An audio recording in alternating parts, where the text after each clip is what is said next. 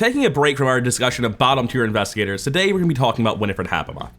In the past, whenever I finished a campaign, and I just finished Hemlock Vale with Winifred Habermock, I've always done investigator reviews for them. So I'm going to do the investigator review for Winifred Habermock as part of our investigator discussion series, and we're going to start jumping around the tier list a lot more freely now and talking about what I really want to talk about, as opposed to just covering the bottom tiers, because I think discussing the bottom tiers was a really interesting place to start, but at this point there's no reason to stick to it and just go straight at the tier list from worst to best, so we'll start jumping around a lot, and right now we have some characters I've just played that I need to talk about.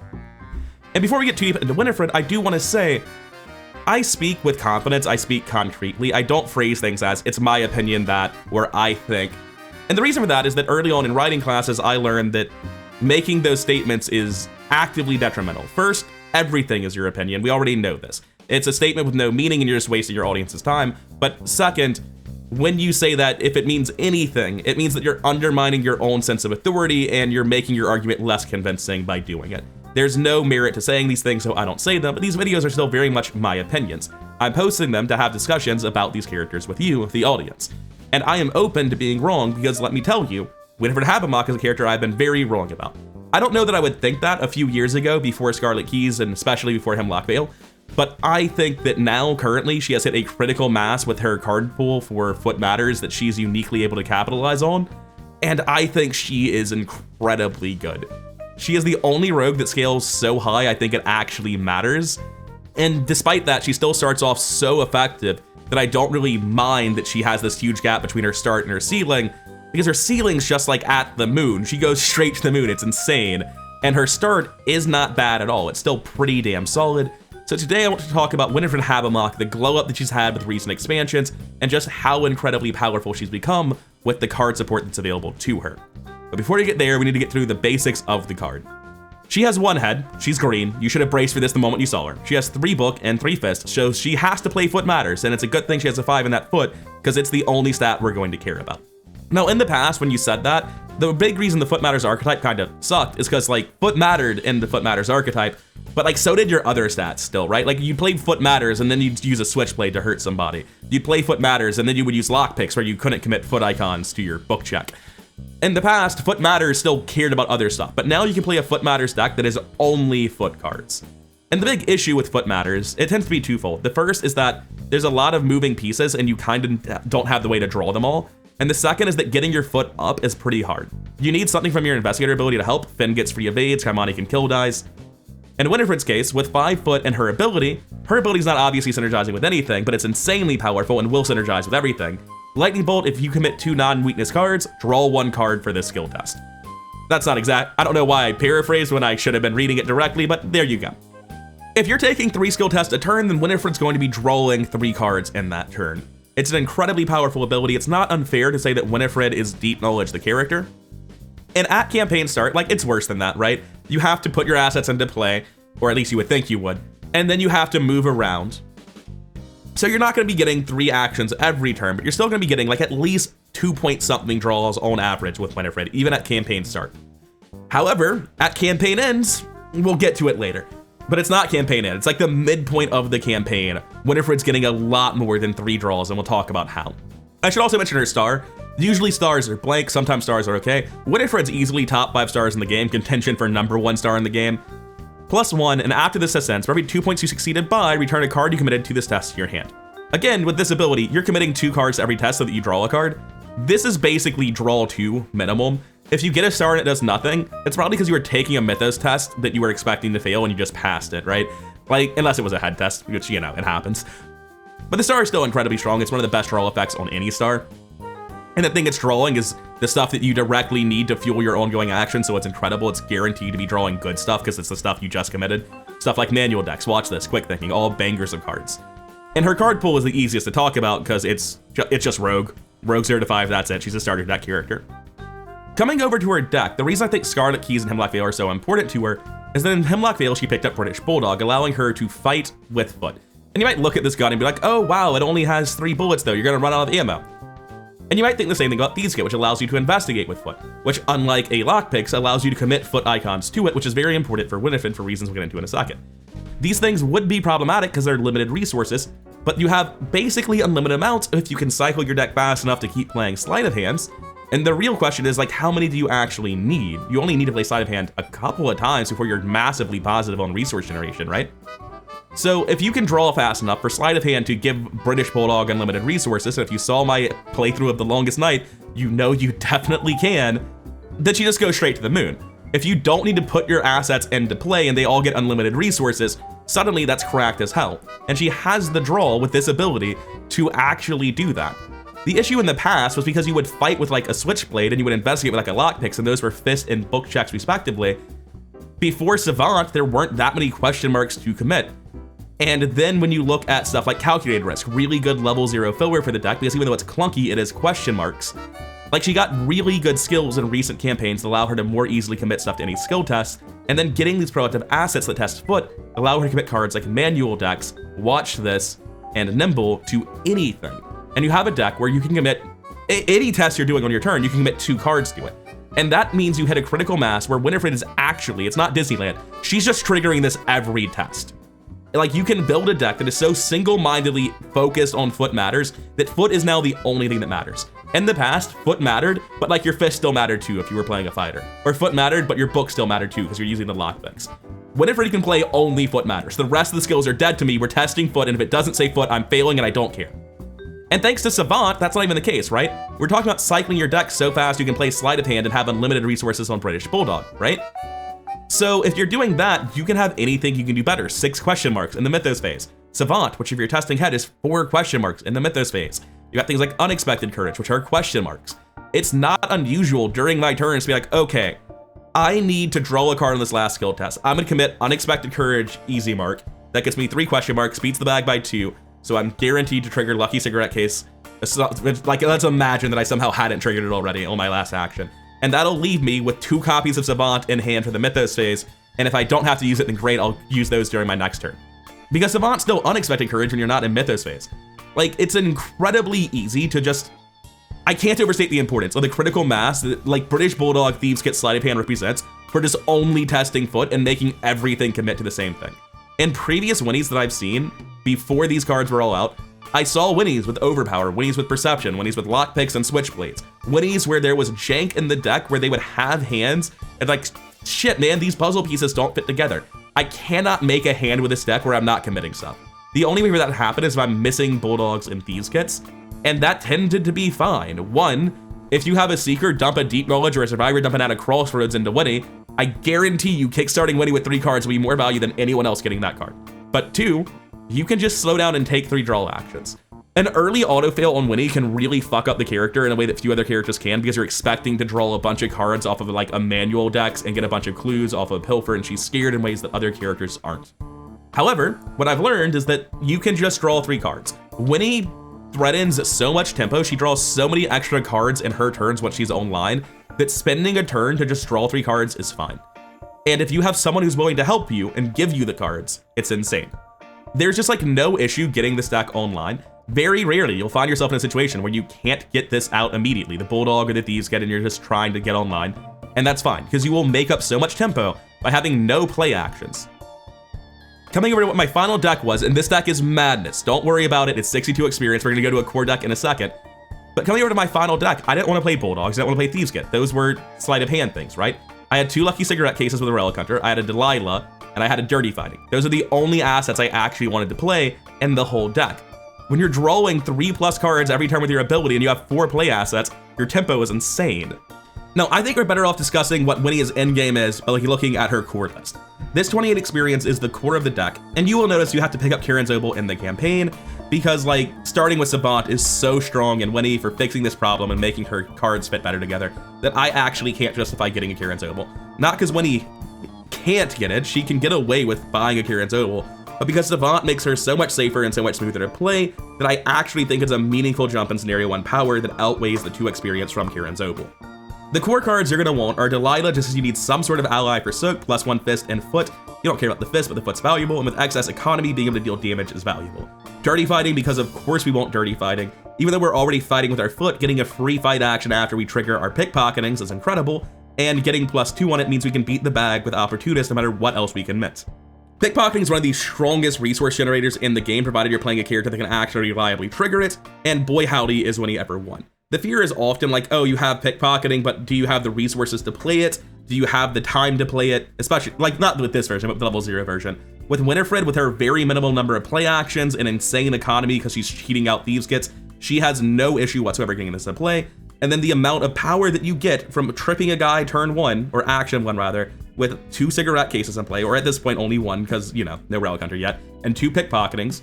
You commit 2 cards, one of them's manual dex level 2, you succeed by 2 or more because it's basically a foregone conclusion. You draw 2 off manual dex, 1 off Wini, 1 off cigarette case, and 2 off of pickpocketing. You're up 6 cards on your first action. Also, shoot the guy. What's that? You can't shoot him? That's fine. Punch him up 2 with dirty fighting.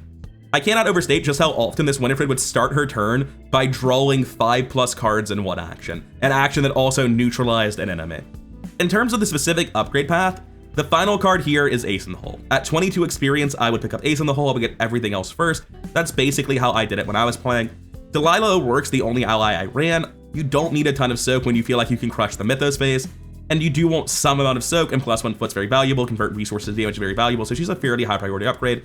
Same with dirty fighting, your fighting output just gets so much higher with this. Pickpocketing to make it fast is tremendously valuable, because you can also look at that as like, when you play pickpocketing, take a draw action. Like, that's not the cleanest way to look at it, but being fast gives you time to do other things. You can draw this while enemies engage with you and then play it. You can, in the beginning of the game, play this and have some extra time to draw cards because you didn't get something that was getting you online. You're not starting the chain where you're committing manual decks with Wini and drawing 3 cards and able to better commit skills on the next one. Having pickpocketing be fast is very, very important to minimizing setup time and getting off to the races immediately. Manual decks committing for 1 extra foot's actually massive because it helps you break the opportunist threshold. Speaking of opportunist upgrading so that it only requires 2 instead of 3 to return it is tremendously important for the opportunist threshold. These are 2 of the first upgrades I got. They're incredibly important. I would say manual decks is the star of the deck, if anything's the star of the deck, but it sort of feels like the whole deck's just one machine all doing the same thing. And the reason at 22 experience you go for Ace in the Hole is because if we're gonna cycle our deck so fast our assets are played only with sleight of hand, that sure sounds like we can play Ace in the Hole every turn, doesn't it? And it's not every turn, that's an exaggeration. But it definitely is like at least every other turn, at worst every 3rd turn. I would say that after the point I got Ace in the Hole, I probably had like an average of 4.5 to 5 actions a turn. I think Ace in the Hole is absolutely cracked and winning in a way that it isn't for anyone else. And once I had Ace in the Hole, I was very frequently getting into situations where I had such powerful turns that would actually find myself with an opportunist in my hand I didn't need because I was already committing opportunist and triggering with another skill every test. Quick thinking was becoming a problematic card because after I committed the first one, I couldn't commit the second one. And I can't overstate just how insane it is to be at such a power level where opportunist and quick thinking are starting to have anti-synergy because you're winning so hard that their value is useless to you now. The amount that this Winifred deck pops off, in my finale and Fate of the Veil, I feel like my Winifred did more than some entire 3-man teams. That's how much value she put out and how far over the bag she usually was. And like, obviously the 62 experience deck doesn't really matter. I'm gonna briefly go over some of the weirder stuff in this in case people look at it and they were really confused. Copycat is uniquely valuable in Fate of the Veil for the very first part when you're trying to deal with your, I'm not gonna spoil the mechanics, but because committing skills and particularly large icon skills, which your teammates should have at this point in the campaign to counterattack Fate of the Veil, is so valuable in part 1, I got copies of Copycat. For scenario reasons, Opportunist and Thieves Kit would not be valuable at the start of the scenario, only later on in the scenario, once I was back to playing Winifred normally, would these be useful. And once we're at that point, I don't think I'm gonna need the second Thieves Kit because I'll be rotating sleight of hands. I don't think I'll need Opportunist because I'll always be drawing my whole deck every turn. I just need the one. So I was able to pick up 2 copies of Copycat, which is why those got cut. Stuff like Bewitching seems really cool. I got in my playthrough where after I got Bewitching, I just like only encountered massive enemies where I never was able to get Breaking and Entering, Pilfer, and my second sleight of hand out of it. It was just like a really big hassle.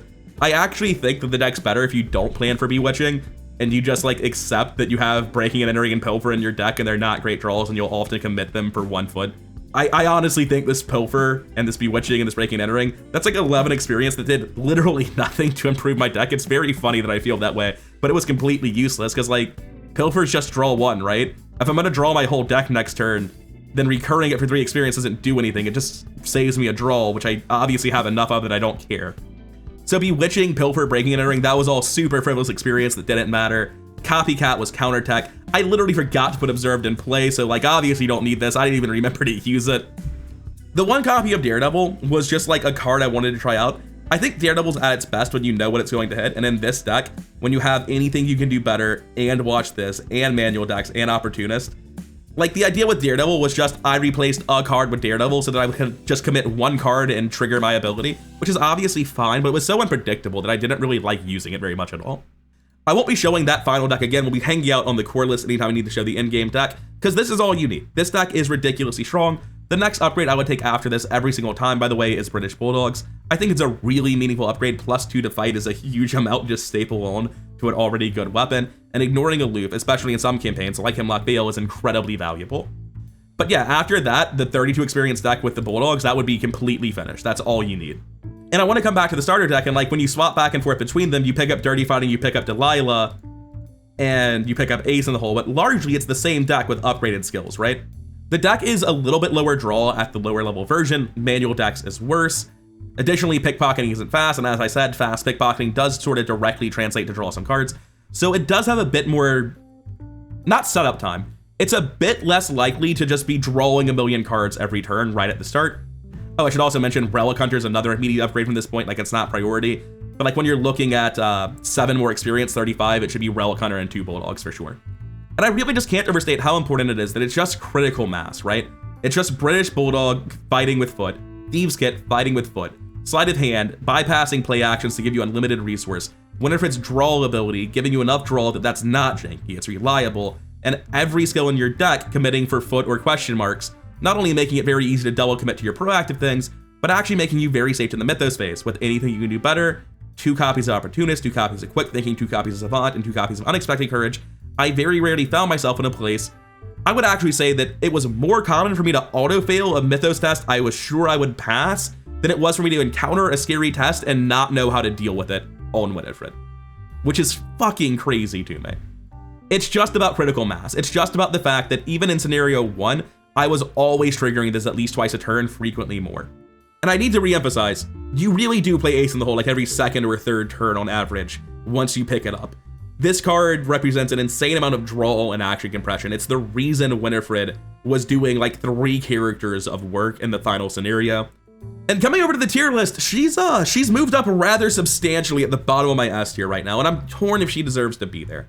Because unironically, in the Fate of the Veil, in my final scenario, which isn't a day scenario, there wasn't like any crazy amount of extra mulligans happening like you get on the day scenarios. This is just like Winifred walked in, I believe she got an Ada Crossroads, and after that there was nothing else that went to Winifred, and she was on her own. With just 3 cards from somebody else, I felt like she was outperforming like my entire 3-man team the last time I played that scenario. I would like put her on par with Amanda Sharp. And honestly, I think Gloria's Mythos protection is less valuable than winning the game instantly, the way that Amanda does and the way that Winifred does in a late campaign. I think Amanda deserves to be above Gloria, even though Gloria is like a less fun, more oppressive sort of power. I think Amanda's actually so proactively strong, she deserves to be above this. Also, my stuff is slightly off center. Hey, we're fixed. But Winifred is not the end of the campaign. There are so many rogues that do great work at the end of the campaign. So does she get to be an S tier? How long does it take her to start? Where does she start the campaign? That's the interesting question. Is she on par with an Akachi in scenario 1? And like, honestly, yeah, she's pretty damn close to Akachi, it feels like. They're both very powerful Flexus with 5 in the only stat they care about. The difference is I feel Winifred is more likely to pass a head test than Akachi is to pass a foot test, despite the fact their numbers don't indicate that. Winifred's ability is much stronger. I feel like her action compression is better than Akachi's. I think scenario 1 I might put her comparable to Dexter Drake, and then she just starts scaling exponentially as her draw becomes more reliable until like you eventually get Ace in the Hole and bang, straight to the top.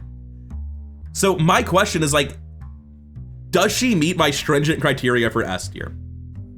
Because an S tier character has to rock up to scenario 1 and destroy the game, and then like basically be without flaw for the entire rest of the campaign and continue hard carrying their role.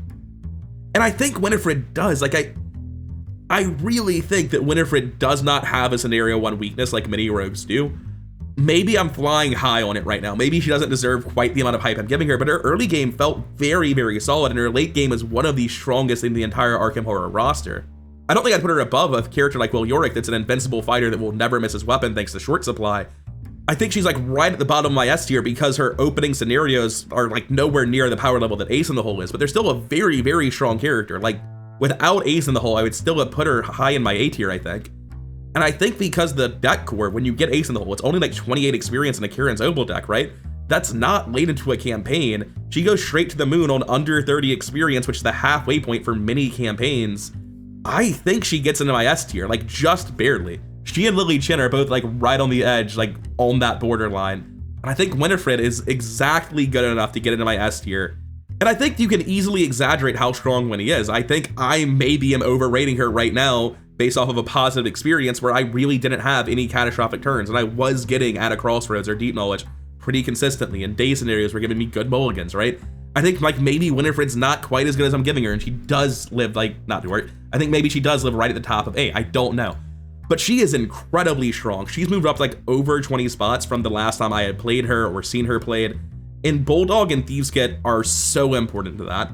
Those cards allow her to play a flex character that only cares about one stat, as opposed to what Foot Matters used to be, which was a character that pretended they only cared about Foot, and then had to deal with the constant crippling reality that actually they care about several stats. Winifred doesn't, it's just Foot. Every other stat's fake news, they can't hurt you, and that's actually true in this Winifred deck, which is wild.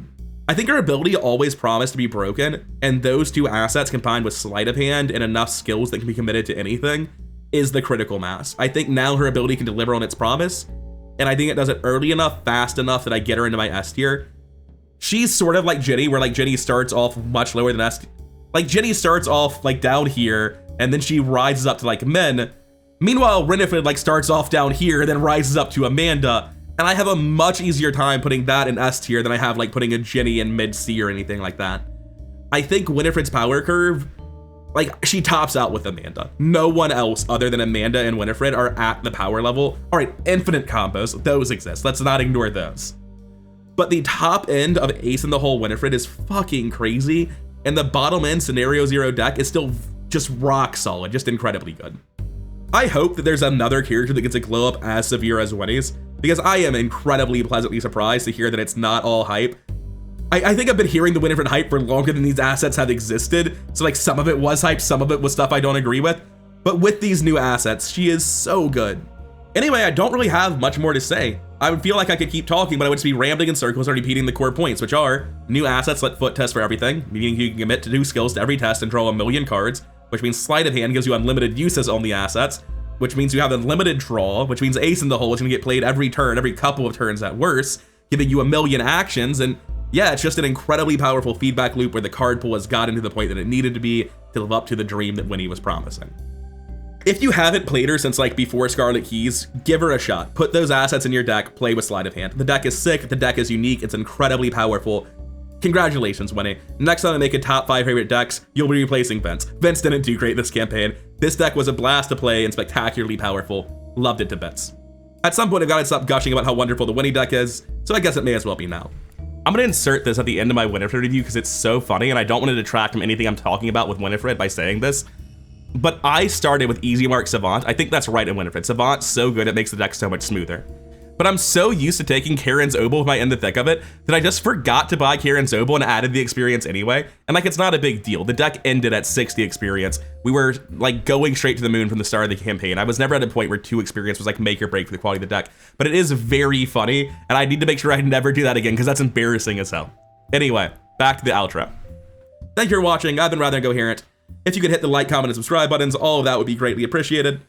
And I cannot overstate my gratitude for my supporters on Patreon and YouTube. Thank you so much. I'll see you all in the next one.